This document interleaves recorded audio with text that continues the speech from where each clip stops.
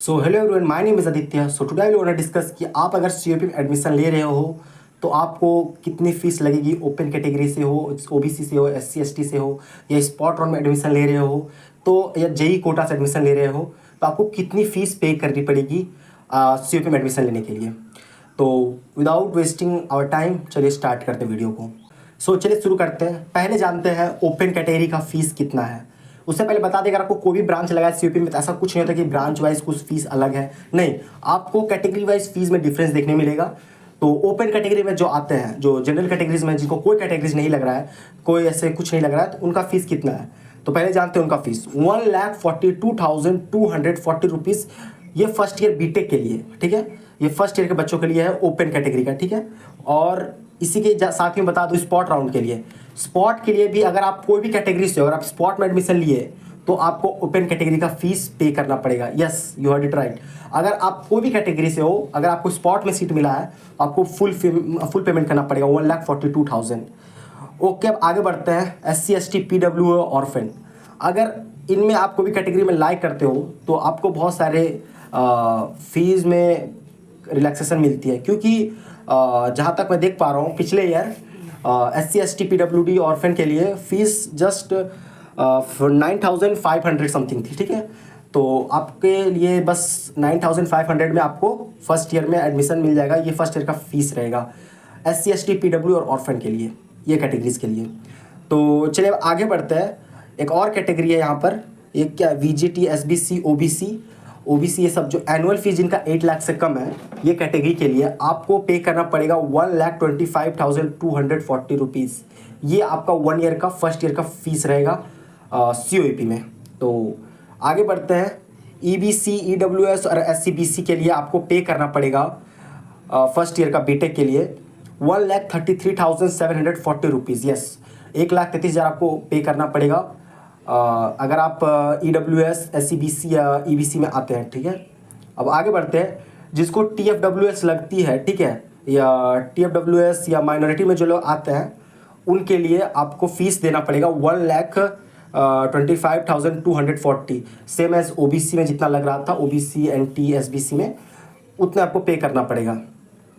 तो चलिए अब आगे बढ़ते हैं। अब आती है जम्मू कश्मीर माइग्रेंट्स। हाँ, कुछ सीट्स रिजर्व रहती है जम्मू कश्मीर वालों के लिए, जैसे कि मेरा, अगर आप वीडियो नहीं देखेंगे फर्स्ट ईयर रोलर कोस्टर, उसमें प्रणब जो था वो जम्मू कश्मीर का ही था। तो उसका जो जम्मू कश्मीर के जो है उनको फीस कितना लगती है, उनको लगती है 1,42,240, सेम एज ओपन कैटेगरी की फीस लगती है। अगर आप जम्मू कश्मीर से आ रहे हो तो आपको हेल्प मिलेगी, आपको स्कॉलर्स मिलती है उनके गवर्नमेंट की तरफ से। सो डोंट वरी, आपकी फ़ीस बहुत कम रहती है। एंड नेक्स्ट मूव टू, एक सेकेंड, PMSS के लिए जो फीस रहती है, आई डोंट नो ये कैटेगरी मेरे लिए कुछ नॉलेज नहीं है, बट जो यहाँ पर लिखा हो मैं आपको बता देना चाहता हूँ। उनके लिए फ़ीस है 9,510 रुपीज़ जस्ट।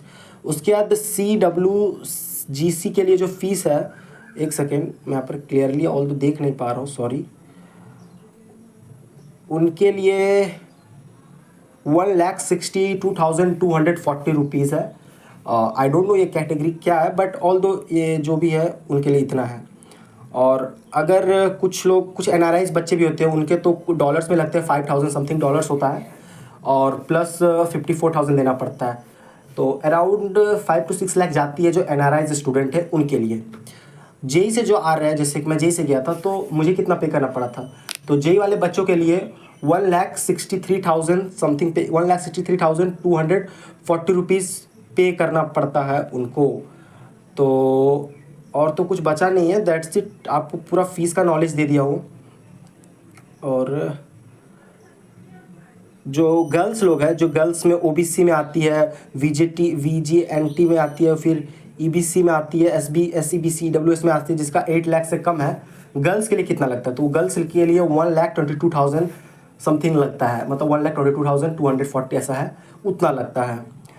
तो ये था प्रॉपर। और अगर आपको हॉस्टल का जानना है तो हॉस्टल में आपके हॉस्टल के लिए एक अलग सा वीडियो बनाऊंगा, बट स्टिल मैं हॉस्टल का जो फीस कितना लगता है मैं पहले आपको बता देना चाहता हूँ। तो हॉस्टल का आपको फीस लगता है 45,000 पर ईयर, मतलब आपको 8 मंथ ही रखते हैं, बट पर ईयर ऐसा लिखा रहता है।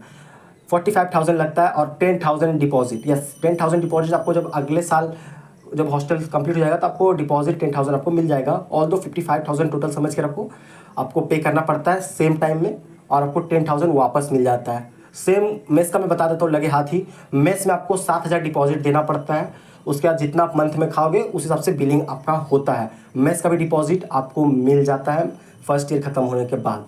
अगर आपने किसी मंथ में मेस का बिल पे किया ही नहीं है और बहुत लेट कर रहे हो, या फिर कॉलेज ख़त्म हो गया फर्स्ट ईयर फिर भी नहीं पे कर रहे हो, तो आपके डिपॉजिट्स में से पैसे कटते हैं। जैसे आपने अगर 2 मंथ का पे नहीं किया और आपका बिल 7,000 आया, डिपॉजिट में से आपका सारा काट लेंगे, 7,000 पूरा ब्लैंक, तो आपको कोई लास्ट में डिपॉजिट नहीं मिलेगा। सो मेक श्योर मेस का बिल रखें, और डिपॉजिट हॉस्टल का डिपॉजिट लेना है तो अपने रूम को अच्छे से रखिएगा। कुछ तोड़ फोड़ किए तो आपके डिपॉजिट में से 10,000 जो डिपॉजिट है उसमें से आपको कट किया जाएगा। So that's it for today. Hostel के लिए मैं अलग से वीडियो बना दूंगा, हॉस्टल कैसे अलॉट होती है। सो सम लव, सब्सक्राइब करें, शेयर करें अपने दोस्तों के साथ, अपने ग्रुप में दोस्तों के साथ जो कॉलेज जा रहे हैं, जिनको कॉलेज मिलने वाला है। So that's it for today. आपको अगले वीडियो में जरूर दिखूंगा। सो जय हिंद, जय भारत।